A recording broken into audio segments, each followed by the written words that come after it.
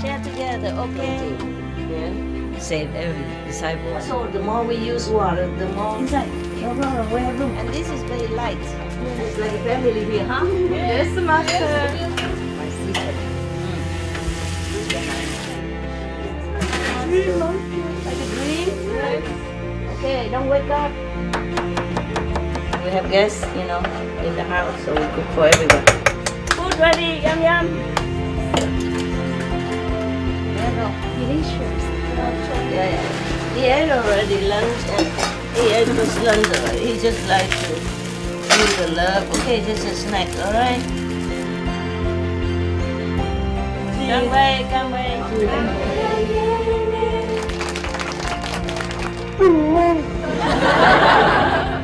2, 3. What is that? I got anyway.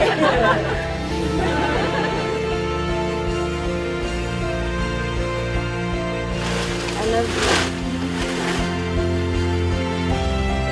Love you.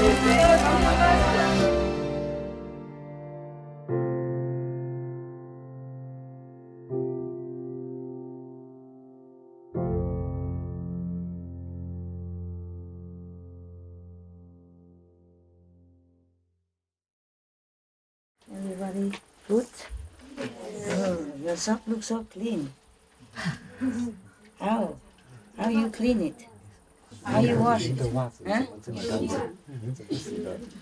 新的，新的。 New, huh? So nice to go out shopping like that. Huh? Okay. I was thinking.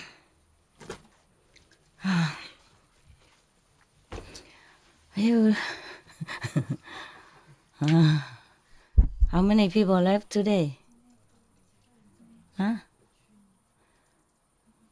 How many people left? Don't know? Shelby? No one left? How come it looks so empty over there? It's not? Okay.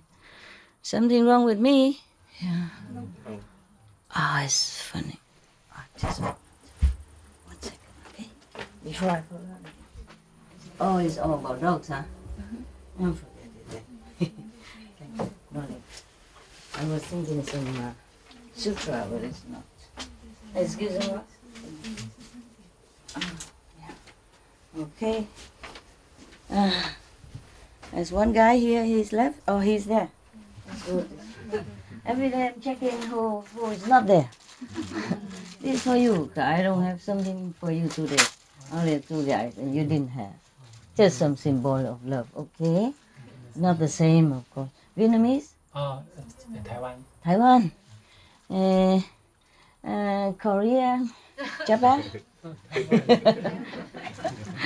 Okay. Okay, very good. Any problem today? No. Always say no. No problem is the best problem. How are you? Everybody good? Feeling happy? Yes. 我有看到你水龙头都弄好了啊，大家有用吗？有。Everybody use it? Yes. Is it more convenient? Yes. Wow, wonderful. You need your mama. It's very simple. Why nobody think about that? Why everybody? Just one person think all the time. Here is not fair. The system is bad. One person have to think all the time. One person had to do shopping all the time. And one person has to deal with the government all the time. I mean, deal with the paperwork. It's not fair, what you say. Is it fair? No. What shall we do about it? We make them work. They're sitting doing nothing all day. You cook twice a day, right? Still? How come I have only once a day food? Is it one meal or is it 2 meals together? One meal because this afternoon I think, but I thought master one meal a day. Okay. One meal, but I pick which one I like. Never mind, it's good.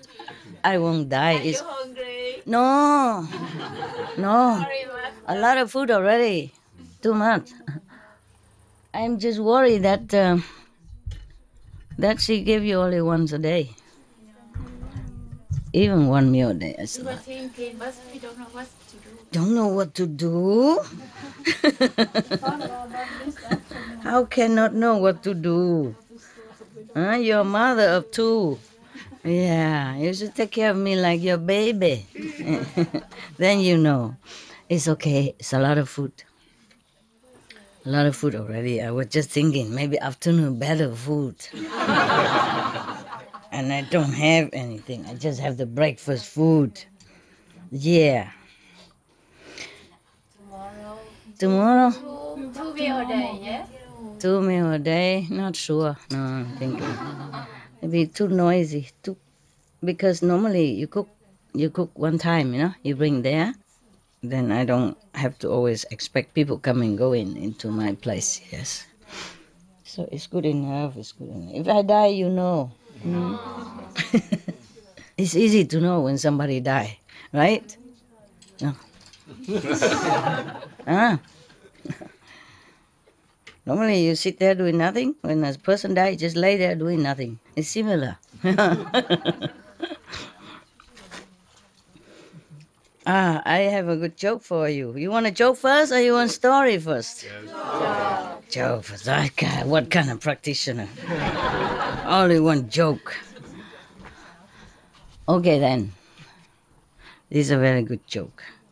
It sounds similar to... It sounds very similar. Some very similar to our situation at home. Oh, if I can find it.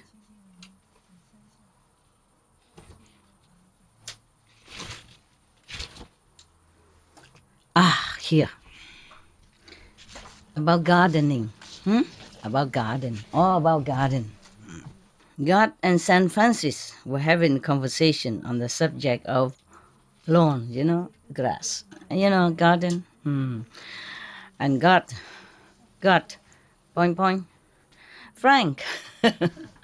God, point, mean God is speaking, okay? God and 2 point. Frank mean San Francis. We call him Saint Francis, but God doesn't call anybody Saint Francis. Yeah? So God and San Francis. You know San Francis? Italy? San Francis of Assisi? He was a vegetarian or maybe vegan even. At that time they don't use the word vegan, but probably was how you say, vegetarian. At that time they probably drink some milk or eat some cheese. Yeah, okay. In any case, he's a animals protector, and lover. And he also he likes trees and stuff. Protect them, protect nature. So I guess in this conversation, San Francis already gone up, yeah. So God was talking to him. God say, Frank, yeah, just like I said, John, Josh. You know all about gardens and nature. What in the world is going on down there in the Midwest or wherever? Yeah, in the world, yes. We don't say Midwest, so people might think we just pick on them, So I say, what in the world is going on down there in the world? What happened to the dandelions, the violets, thistles and stuff, etc.? I started eons ago. I had a perfect, no maintenance garden plan. Those plants grow in any type of soil, withstand drought, and multiply with abandon. The nectar from the long-lasting blossoms attracts butterflies, honeybees, and flocks of songbirds. I expected to see a vast garden of colors by now, but all I see are these green rectangles. So San Francis, ... point, yeah, 2 point. Oh dear God, it's the tribes that settle there, my Lord. The suburbanites. They started calling your flowers weeds and went to great lengths to kill them and replace them with grass. Yeah. I'll tell you my story later. If you remind me, okay? Yeah. So God, 2 point. Grass? But it's so boring. God said, yeah. It's not so colorful. Right? Not. Yeah. It doesn't attract butterflies, birds, and bees, only grubs and worms. It's temperamental with temperatures. Do these suburbanites really want all that grass growing there? So San Francisco, boink, boink. Apparently so, my lord. They go to great pains to grow it and keep it green. They begin each spring by fertilizing grass and poisoning any other plant that crops up in the lawn. That's correct, right? Yeah. That's what most people do. Yeah. God, boink, boink. The spring rains and warm weather probably make grass grow really fast. So that must make the suburbanites happy, huh? God asked. So San Francisco, boink, boink. Apparently not, Lord. As soon as it grows a little, they cut it. Sometimes even twice a week. That is all true. Yeah. I always wonder what the humans are doing all the time. So God, boink, boink. Yeah, 2 point. They cut it. Do they then bale it like hay? You know, tie it together, or roll it, like the hay after harvest. San Francisco, boink, boink. Not exactly, Lord. Most of them rake it up and put it in bags. God, boink, boink. They bag it? Why? Why do they bag them? Is it a cash crop? Do they sell it? Poor God. This is all very strange to him. San Francisco, boink, boink. No, sir, no, sir. Just the opposite. They pay to throw it away. Yeah. More money, more work. So God, boink, boink. Now let me get this straight. God is lost. God could not understand humans. So he said, now let me get this straight. They fertilize grass so it will grow, correct? Yeah. And then when it does grow, they cut it off, correct? And even pay to throw it away? San Francisco, oink, oink. Yes, sir. God, oink, oink. These suburbanites must be relieved in summer when we cut back on the rain and turn up the heat. That surely slows the growth and saves them a lot of work, no? So God is very, very compromising. Whatever, they're happy, okay, you see? He just didn't understand, but it's okay then. In that case, in summer, they must be very happy. They don't have to cut and, don't have to pay to take it away, etc. San Francisco answer, boink, boink. You aren't going to believe this, my lord. When the grass stops growing so fast, they drag out hoses and pay more money for the water. so they can water it, so they can continue to mow it and pay to get rid of it as usual. God, boing, boing. What nonsense. At least they kept some of the trees. That was a sheer stroke of genius, if I do say it to myself, meaning he created trees and it was very good and he's proud of himself. The trees grow leaves in the spring to provide beauty and shade in the summer. In the autumn, they fall to the ground and form a natural blanket to keep moisture in the soil and protect the trees and bushes.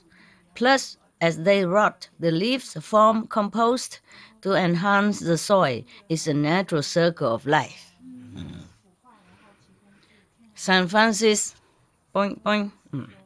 You better sit down, dear Lord.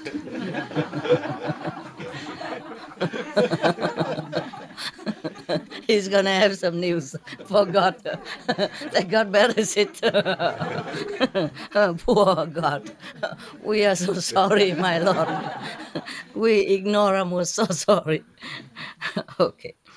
The suburbanites have drawn a new circle. As soon as the leaves fall, they rake them into great piles and pay to have them hauled away too. Haul away, right? Yeah, haul away. Haul or how? Hauled away, yes. God, point. No. What do they do to protect the shrub and the roots in the winter and to keep the soil moist and loose? Because they rake all the leaves away, so what happened, huh? St. Francis, point. After throwing away the leaves, they go out and buy something which they call mulch. They haul it home and spread it around in place of the leaves. More money, more work. Oh. God, point. And where do they get this mulch? Oh, St. Francis, point. They cut down the trees and grind them up to make the mulch, dear Lord. God, point. Okay, enough. I don't want to think about this anymore. Saint Catherine, you are in charge of the arts. What movie have they scheduled for us tonight? God want to relax now. It's too much for him. He must watch the movies, to detend, to relax. So Saint Catherine, point. The film tonight is called Dump and Dumber. Dear Lord, it's a really stupid movie about point. God, oh, never mind. I think I just heard the whole story from San Francisco already. Poor God, can't even watch movies even. It's too much. Yeah. You like the story? Yes. Okay, that's it, huh? What else? You just sit there? What's the story? I want us to remind you about that. The story. Okay, very good. Thank you. Okay. My story is similar, except that I wasn't God. And I wasn't talking to San Francis, but some of the Sihu Santos or Santas, yes. In the former days, I had no house, not even cave. I just have a tent. We all had tents. Yeah, and then we just put up a tent on top of maybe a platform of wood or something, bamboos, or just on the ground. It depends on what kind of ground. So in the beginning, I told you already, the disciples keep growing. They chase me up from all the way down, up to the, from the mango tree, up all the way to the bamboo grove, and then to the International Garden, and then later to the Persimmon Garden. Yeah. And then later they chased me all the way up further. We bought another piece of land, and they call it, I forgot, there's a white flower everywhere. I forgot. Huh? Bà Hoa Liên, I know, English. It's a white flowers everywhere. I forgot the name. Huh? Daisy. Not Daisy. Daisy is like this, not on the tree. No. Never mind. I painted a picture with some trees of that type. Yeah. Okay. They use it nowadays to do some of the biofuel. No? They use the fruit of that tree. Never mind. Okay. The white flower garden. We just say that. Okay. They chased me all the way up there. And in the beginning, I was a little lower on the garden. It's a garden, but it's also sloppy. Like most of the place in Sihu. In the beginning, we had only a few chickens over there because the chicken from the ex-owner, farmer, you know. Later we bought it. Yeah, it is private ground, a very small area. Up now that they make a treasure pavilion and all that. Yeah, and my cave behind that. Okay, beginning I was a lower flat, and then they chased me up again to a little bit higher, and then I put up the tent where it's a little bit slanted down like that, almost near the where the cave is. On the if from outside looking in, then it's on the left side of the cave. At that time, it's also slanted down like this. And then many weeds are growing beautifully together with trees. It's just a perfect picture.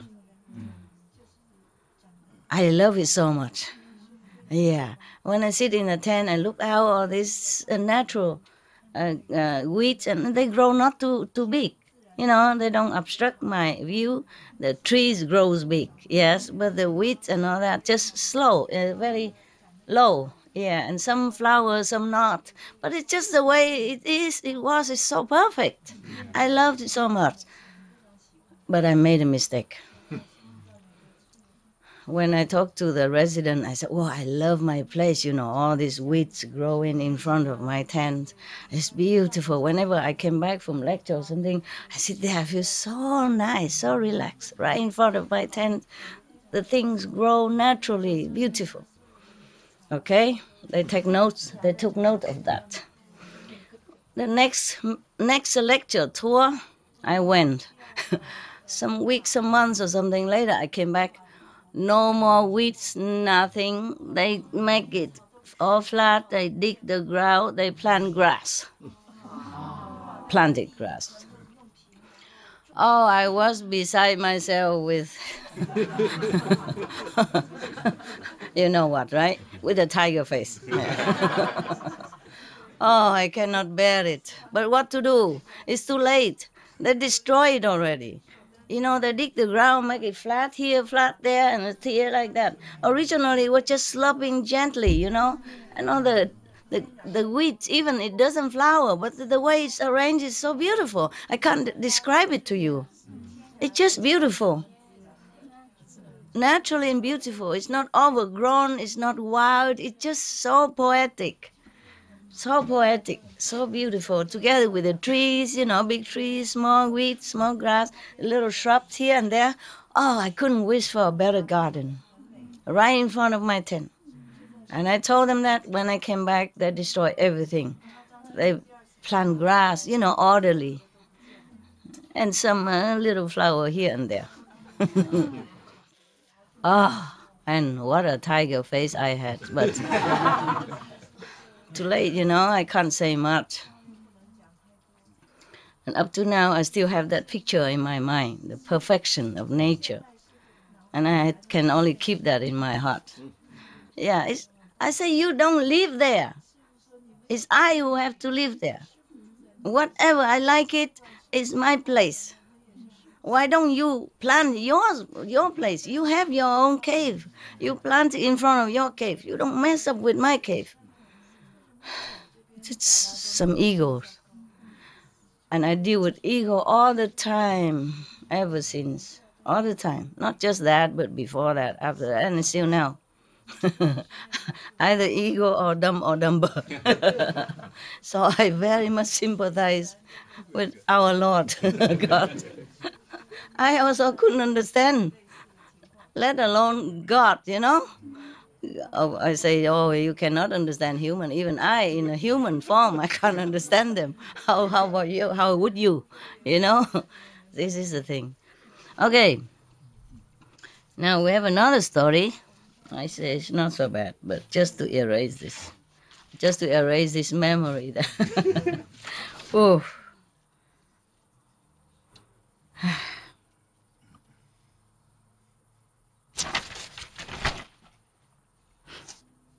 Oh, where was the story? Oh. This is a little bit mundane, so I choose some good one, okay?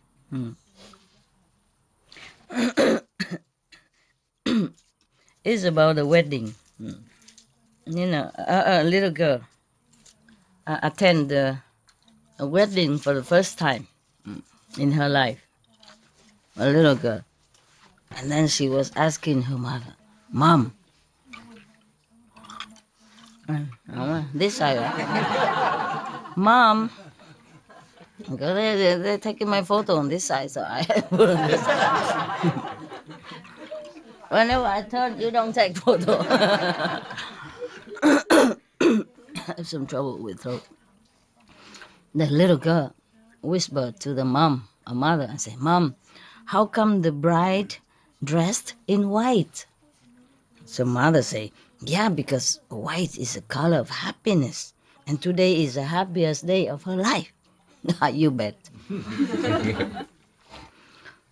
That's the only happiest day of her life. I think.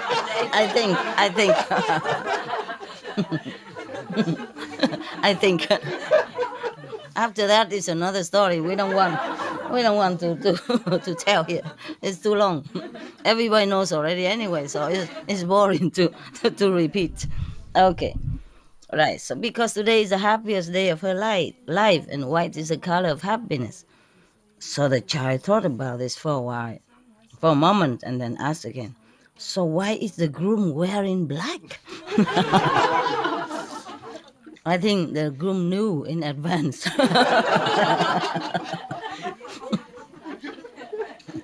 From now on, from that day on, prepare, Okay, it's so fun. But how come everybody knows? Everybody got married now.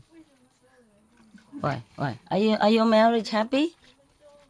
Mine was happy. Yeah, I don't mind marrying again. Yeah, because mine was very happy. Yours? Yours? No, sorry. No.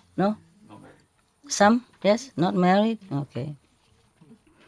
No, I don't mind to marry again with that husband, not with anybody else.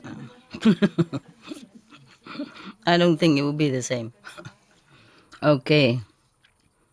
The children. This is another story, okay, about children and God. The children were lined up in the cafeteria of a Catholic elementary school for lunch. At one end of the table, there was a large pile of apples, and the nun had posted a note on the apple tray saying, "Take one only." South familiar, yeah. Take one only, God is watching. That's a note that she wrote. And then the children moving further along the lunch line, at the other end of the table was a large pile of chocolate chips cookies. So a little child had written a note or put on there and say, "Take all you want, God is watching the apples only."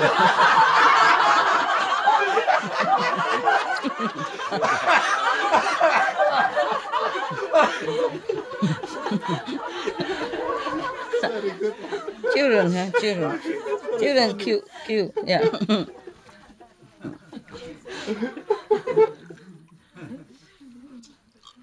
And the child, a little boy opened the big family Bible, was reading. He was fascinated as he, turning pages. Suddenly something fell out of the Bible. He picked it up and looked at it. What he saw was an old leaf that has been pressed in between the pages. "Mama, look what I found." So the mama said, "What have you got there?" He was very astonished and said, "Ma, I think it's Adam's underwear."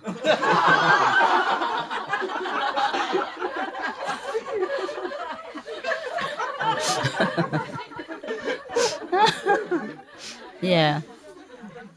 Possible, huh? In the old day, that's what they use. Yeah, no, not old days. In Adam's time, they don't use anything. Just one leaf to cover where, right? I got it. Okay. Yeah. I was thinking to let the three of them sit here. Because when I sit there, they don't see me at all. They hardly see me because they've been out all day. Come here, the three of you. The three pillars. three pillars of the Zen. We can see you actually, yeah? You can? Through the... Really? Yeah. You can sit on the bed, three of you, if you want. It's okay? Really? Oh, I forgot the candy. Candy back on this side. Okay, there's another story. Saying grace before meals. You know what that means? It's like before you eat, you say, thank you, God, Buddha, Master, whatever, huh? So this is Sunday school. The teacher asked one of the kids, Johnny, now, tell me frankly, do you say prayers before eating? No, sir. Little Johnny replies, I don't have to. And the teacher was surprised. But you should. Why? Why not? He said, oh, my mom is a very good cook.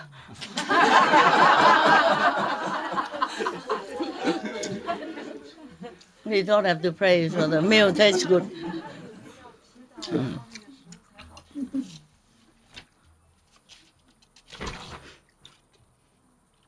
Okay, long story. Oh, maybe next time, huh? We cannot keep joke forever, no? We read our serious story. Because Buddha is watching.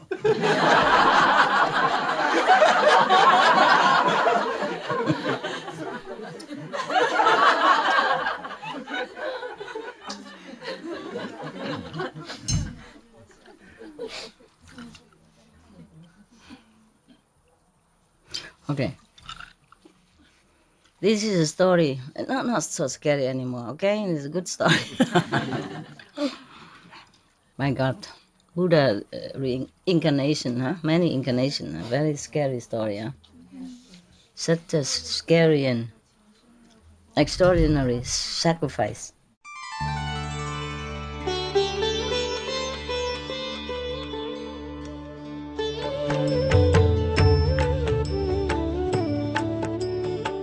According to Buddhism and the believer and the tradition, when you read sutra and all that, you have to put on incense, flower, and bow to the sutra first and thank all the Buddhas and Bodhisattvas in 10 directions, all respectfully, before you read it, okay?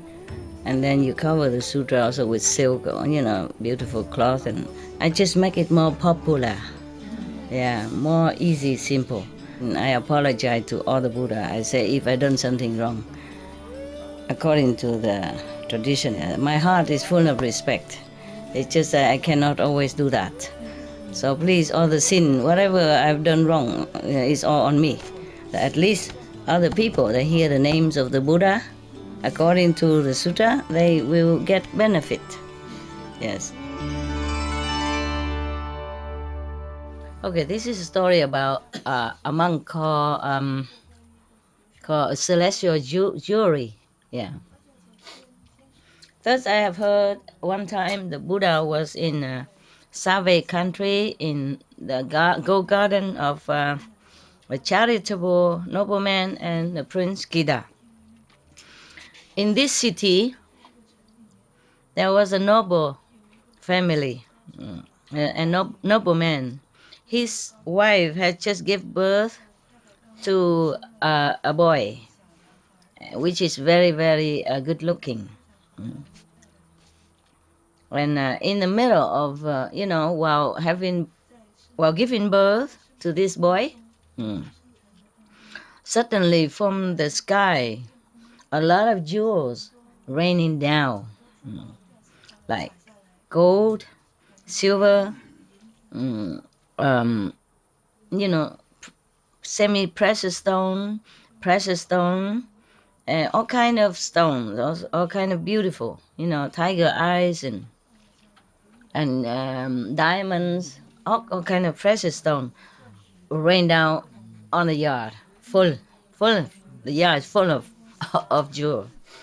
Oh, everybody was so excited. The whole village people came to look and help them to pick up all the jewel. I hope they help to pick up the jewel. And everybody praised the parents for such a good, virtuous family that gave birth to a beautiful child and so meritorious. And they said to themselves, this is a rare, truly rare phenomenon. Since times immemorial, we never saw, probably never happened like this. So the parents was perplexed, and worry also, mixed feeling. He was thinking, what kind of omen is this? So they asked the astrologer and the clairvoyant to come to their house and check it out, the astrology of the newborn baby, whether or not he's a good person and whether or not they can make him into a good citizen. So the astrologer said, please bring the boy here, out. Yeah, so the wife brought the child out. He was checking, the clairvoyance, checking, looking, look. Oh, not too bad. And the astrologer said to the parents, noble sir, your son has many good signs of a good gentleman. Like his head is round. Is your head round? If not, just cover it, no problem. Yeah, his head is round, his nose is straight.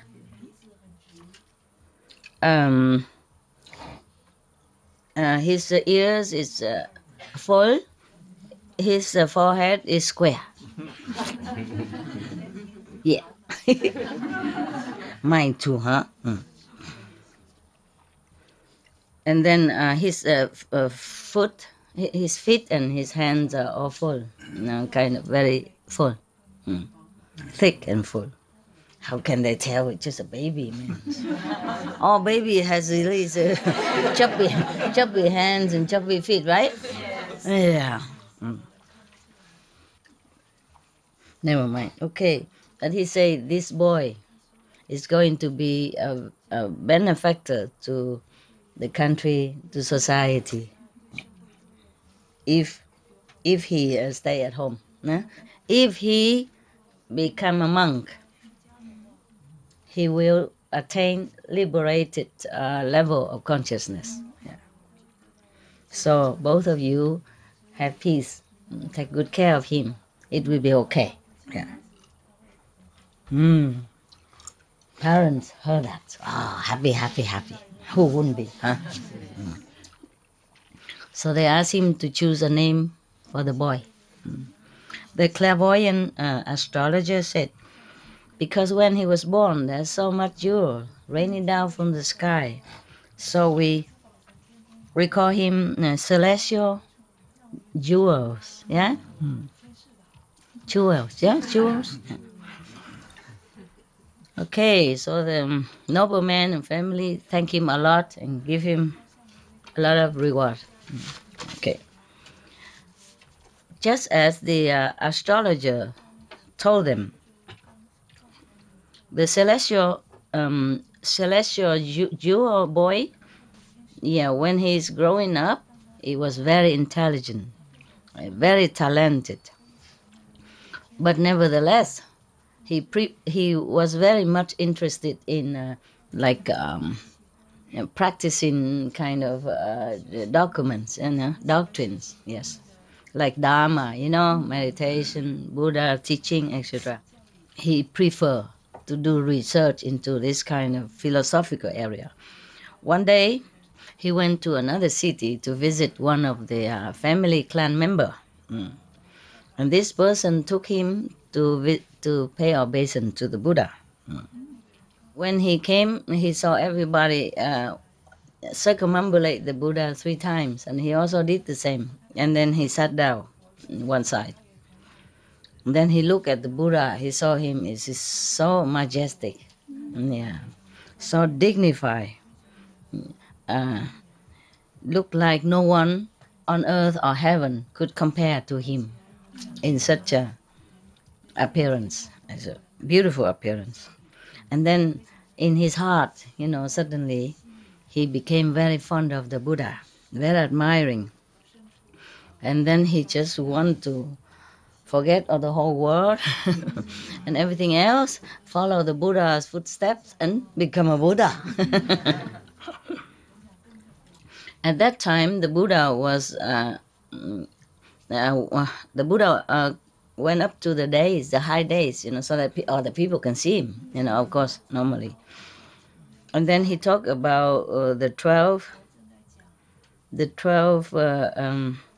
affinity, yeah, and then about the transmigration, suffering, and all that. Yes. After he finished preaching, everybody prostrated to him and left. And the celestial jewel boy, after listening to the Buddha, he was so happy, his heart so open, so pleased. And then he already decided right there to follow the Buddha footstep, to be a monk with him. So as soon as he came home, he kneeled in front of his parents and said to them, "Obeisance to both my beloved parents." To be able to attain a human birth is really, truly, very, very rare. But to see a living Buddha physically in this world is even much, much more rare. Yesterday, I had a chance to see the Buddha. And then I have heard him talking, preaching the Dharma, the truth, the precious truth Dharma. So I observed that only Buddhism, at that time, the Buddha's teaching is the best that can liberate you. No other preaching, no other teaching at this time could do thus. So please allow me to leave home.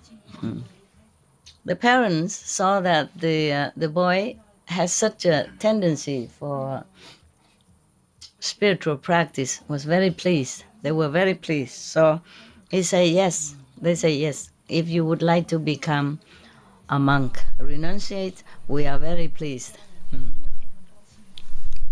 So after getting the permission from the parents, he prostrated to them, and then he left and go find the Buddha. He went to see the Buddha, and he said he also prostrate now in front of the Buddha and say, "Obeisance to the World Honored One. Since times immemorial, we are transmigrating in the sea of suffering, birth and death and old age and a lot of pain and sorrow. No one has helped us. No one could have helped us. Now, the Buddha is like a ship, a boat, that come on time and rescue all of us. Today, I came here with all my utmost sincerity. Please accept me as your renunciate disciple, so that I can find the liberation in this lifetime. Please have mercy and accept me." Then the Buddha, of course, say, "Welcome, Bhikkhu." Welcome, monk. Yeah. So now must be 1,258 or something. Not 50 anymore, huh? No. Maybe 60 something. We lost count now. They just count one by one like that. Make trouble for us to keep count. If they came all together, it would be easier for me. After the Buddha said that, his hair suddenly all fell off. So you mind you, be careful. If you see the Buddha and if you don't want to be monk, don't go too near. Understand? Don't say anything.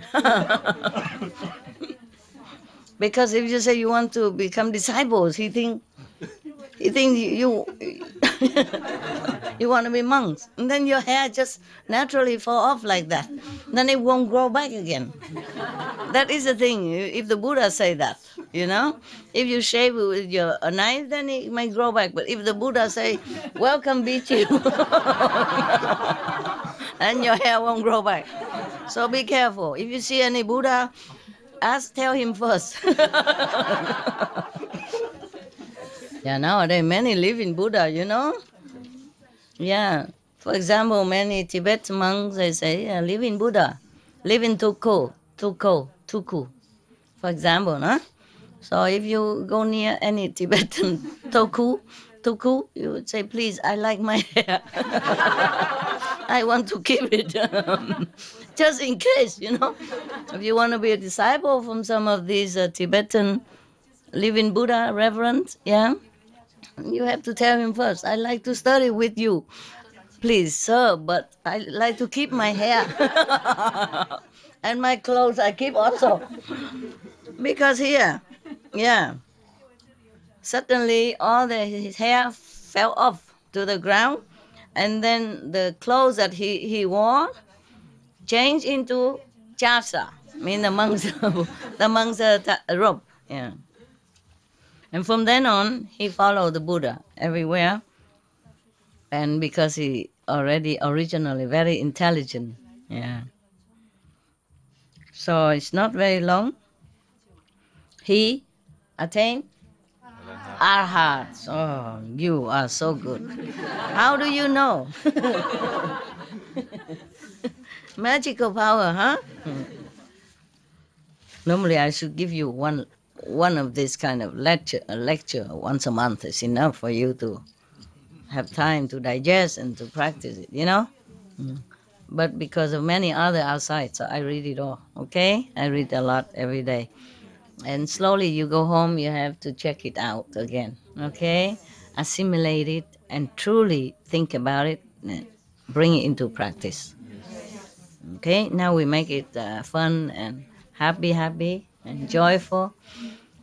But at home you should seriously consider each lessons, you know, as if the only one before you die. So you have to study it well, yeah? Really try to understand it and practice it, okay? Learning from the ancient practitioners and ancient Buddhas, their teaching is still so much valuable. Anytime, these teachings are timeless. Yes, the same with the teaching of Mahavira. Yes, you know, he teach people vegetarian, and same with Jesus. Yeah.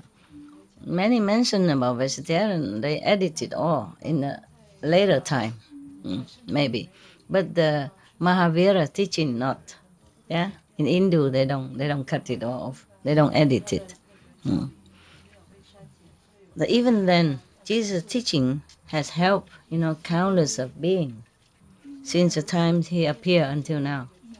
After he went back to heaven, his teaching is still valuable, still helping a lot. Yeah. And the same with the great prophet Muhammad, peace be upon him. It's just that it's not everybody study it well and practice it. That's all.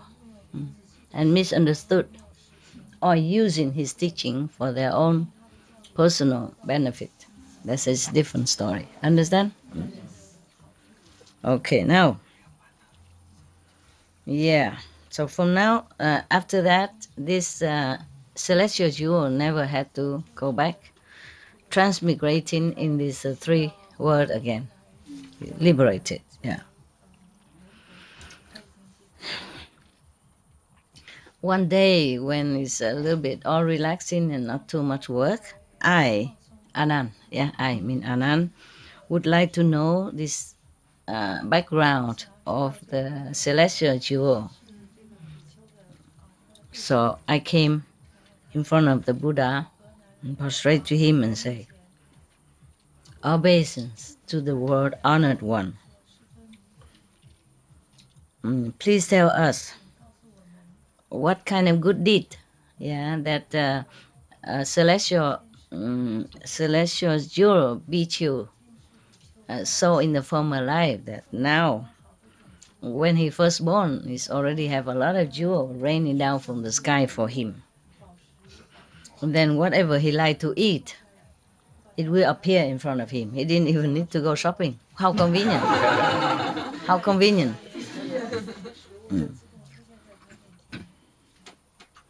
So please, could you explain to us? You see, it's always Anand who asks, né? Yeah.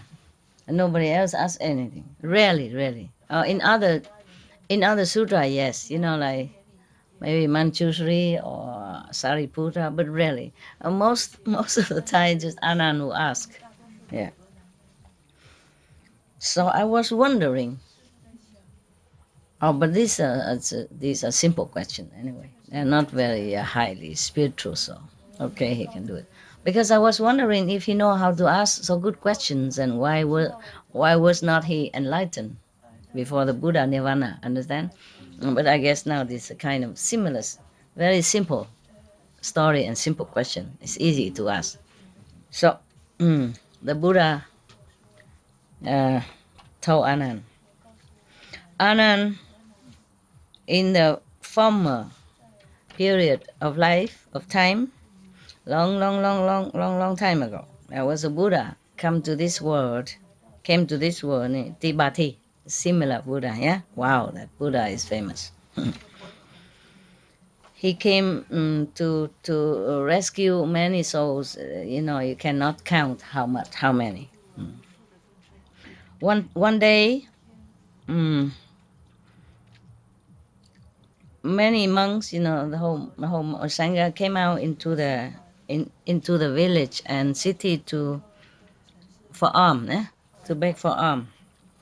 A lot of people, they are vying with each other, or vying, with each other.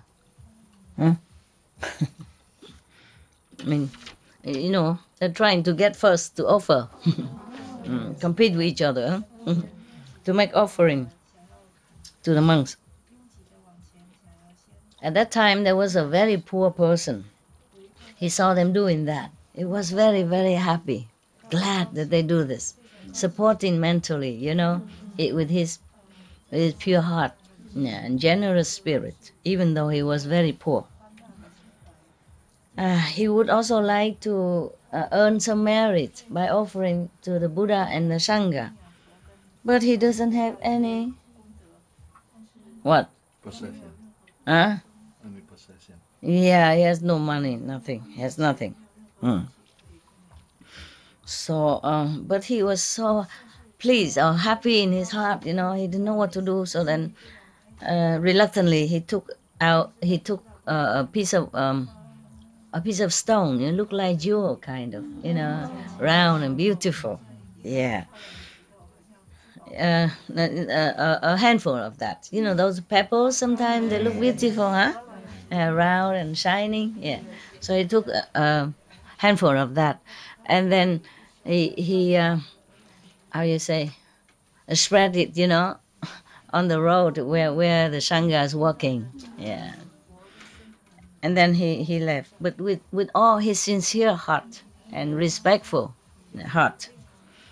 And then at that time he said, again, he said, like everybody else before, please give me the blessing so that life after life I will have a long life and born in a noble and rich families. And then also have liberating way of practice, just like all of you reverends. It's always rich and famous first and then liberating after. Yeah, and that's what he will get, I think. Anand, you should know. The poor person who make offering with the pebbles at that time, with all his heart, have faith in the three jewels, mean the Sangha, the Buddha, the Sangha, and the Dharma. Yeah, have the utmost faith in the three jewels. Don't get confused with the jewel that he got now. Three jewels mean the Buddha, the Sangha, and The monks, yeah? Okay. They liken, in the former time, people liken this is like jewels, you see? So 3 jewels. That means the three the three pillar of Buddhism, yeah? The Buddha, the Sangha, and the Dhamma. Yeah. Because of that, it's 91 aeons past. He has always derived a lot of rewards, always wherever he's born, always very have peace and richness, and everything he needs, he always has. Yeah. And even nowadays, he has good affinity enough to meet me and attain a heart, the liberation. Yes. So at that time, all the people in the assembly, hearing the Buddha first, they all aspire to make more offering. Yeah, and how you say, really appreciate the merit that any offering brings to them. Yeah. And then because of that, many people attain different levels of consciousness at that time. I guess he was not just saying that, but he gave initiation too. Just like whenever I give initiation, different people see different light, different level, like that. Yeah? I don't just talk. Just afterward give initiation. That was before, when I went around the world and do that. Yeah. Okay, so everybody happy, bow to the Buddha and get out. I mean, go home. Okay, huh? All right. Every day one story. Good enough.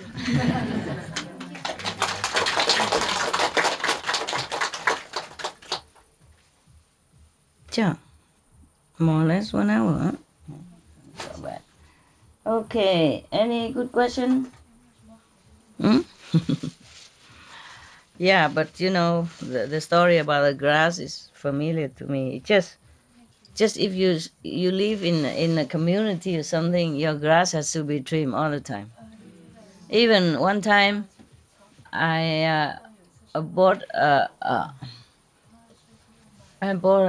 trailer. The trailer. We had 3-4 rooms in it.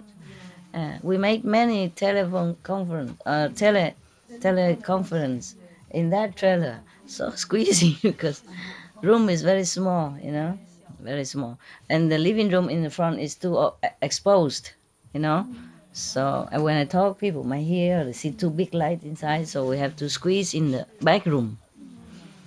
The back room is normally used for dog. Some of the dogs. Well, they are everywhere anyway. But when I had to make conference, they all have to squeeze in the front.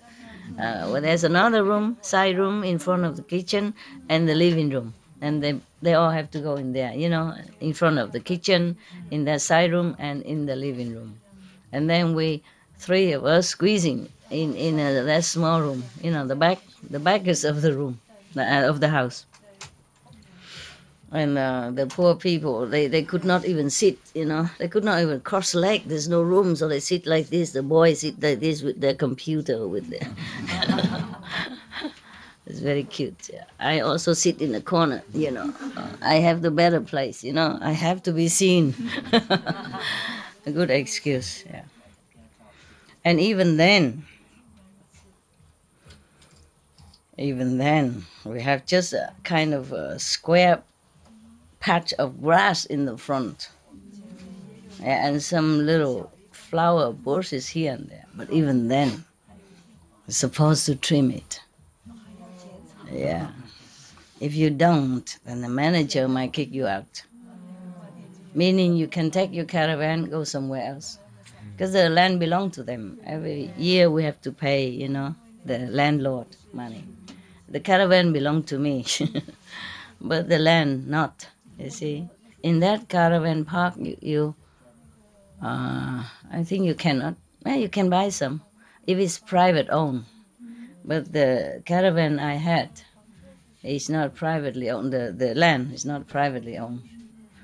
Even then, private or not, if you're in their big community of that park, trailer park, then you have to trim your grass. I saw my neighbor. I wasn't all that strict, but my neighbor, truly, I'm not making it up. He used scissors. He cut every day, just one little one little blade shoot up. We immediately go cut.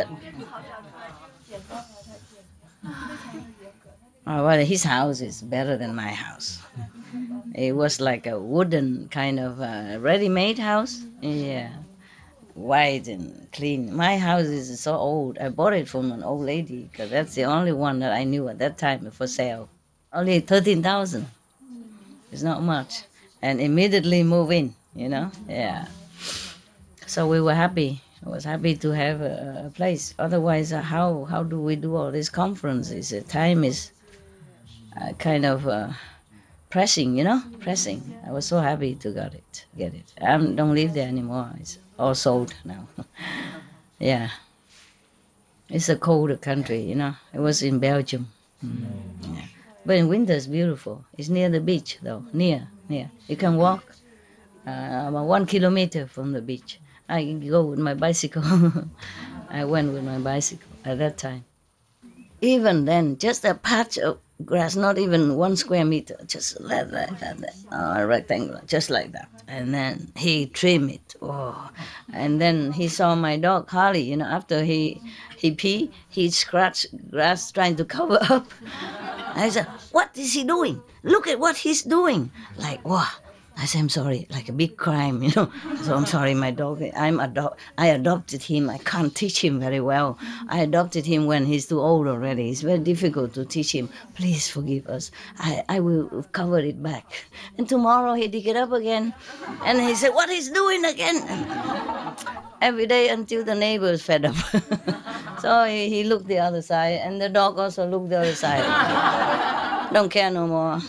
Every time I see the neighbor come out, I humbly try to cover it, and I guess he feels satisfied that I really am scared, that I'm scared of him, and I do this humbly, So he feel not too bad, but if you argue with him, then it would be worse, He might report to the manager or something, yeah. So he feel good that I confess my sin and that I beg for my dog's mercy, and then he's happy. And they were good neighbors. And then I cook curry and all that and bring over to make offering. So, and when I bake some cakes or something, I buy some vegan chocolate and make offering, to the Buddha next door. Then we had very peaceful neighborhood. Not just him, but around the neighbor, eating my cakes, and they're all very peaceful. Lovely, yeah. It's just that over there I cannot have all of you like this. Surely not. Yeah? Yes. But at least life was peaceful. Yeah. Peaceful. Talking about grass. Yeah. We humans do many nonsensical things, huh? Yes. Work a lot for nothing. Yeah. But you have to. It's a law. Yeah, because if you don't cut your grass, and may somebody report and put you in jail even. Yes, it happened. There was, I look on TV long time ago, there was one lady, she's too old. She didn't cut the grass in front of her house or around her house. And the neighbor kept warning her, and then she couldn't do it. She's alone and old, So they reported to the police, and the police really came and put her in jail. Imagine that. Really?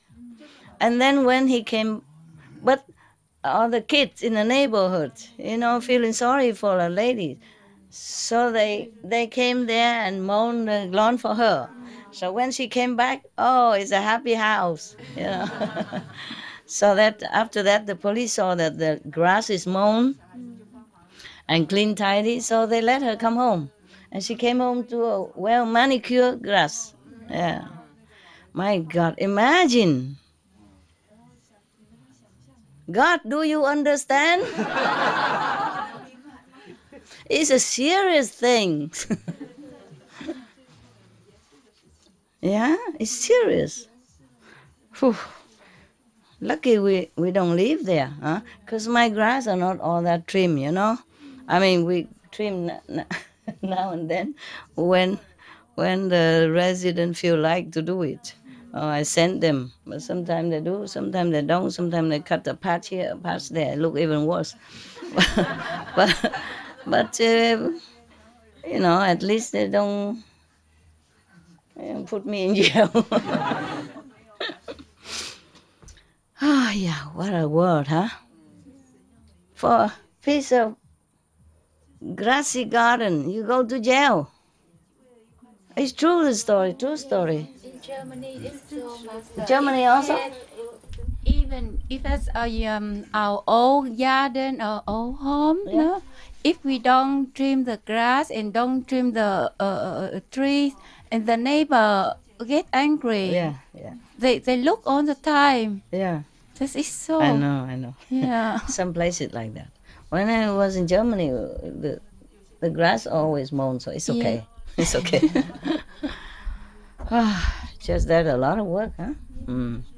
It's nice to have grass, but this is too serious, no? Yeah, because in such a community, you cannot just have your garden with wheat growing with different kind of flowers, all that.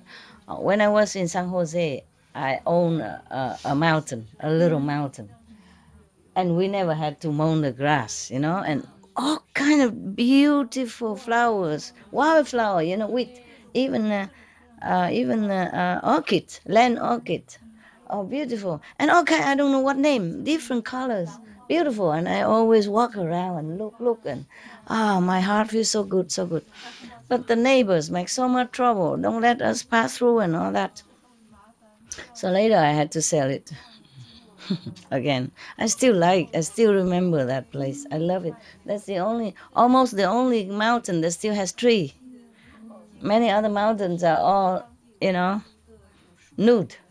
They cut it or it's dead. I don't know why. Yeah, my mountain has a big tree. You know, eucalyptus or all different kind of tree. When I was there, we just use a dry wood to barbecue, you know, to cook every day with that. And we have some caravan and we just live happily. But at that time I was very busy. I always had to go here and there to do lecture. So my time there is always short, and always too short. Always too short. I love that place. I love that time. Just a handful of residents, you know, monks and nuns, and cook homemade stuff, and beautiful. And every day we sit around the fire and we eat our food and we talk and we laugh, and it was really beautiful. It's like heaven to me. Yeah, very difficult to find such a place again. That mountain is truly untouched. So the wheat, they grow so beautifully, as if some best garden in the world has done it. But I guess nobody can do as good. They just grow so naturally, so beautiful, and not messy and not overgrown. They're just beautiful. Yeah. I don't have good luck. I really never wanted to leave that place, but I was an American. I don't have visa to stay long, number one. Number two, I had to go lecture everywhere. Every time I left that place, I feel like I left a piece of my heart there. Because it was so beautiful and quiet. Yes. And the neighbor wanted to, if one piece, we have to buy their land and their house down there. But I didn't have that much money at that time. I had to use it to buy another piece of land for the disciples in San Jose also, but the other one, you know. And then also I have neighbors' problem with horse and with water and all kind of, and I still have now. No more? Better now? I say, don't bother me. Go see the lawyer. Oh, what happened? They buy it? They bought the land? No, wait, no. No? Just as it is, but it's just better. Ignore it, huh? Better. Okay, good. I cannot keep buying land and then solving problem for you year after year, time after time. Oh, I'm really tired. I'm getting old now. Look at all my wrinkles. See? I don't see much because of the good light. Okay, now you know everything. Somebody leaving tomorrow? I see the cakes. Huh? No? Okay. Then the cake you can eat. Look. If you're hungry. Should we serve you something? Some sweet? Chè có xong. Có chè hả? Dạ con nấu 10 phút, 15 phút rồi xong. No, I don't like sweet. Do you don't like sweet? No? Bread hay là mì với chả lụa? Oh no, it takes too long to cook. Oh, that's no. 10 minutes. Oh, it's okay. Thank you. I can eat anything. I was just joking. Mà cho nó vui. No. Cho vui mấy người xong.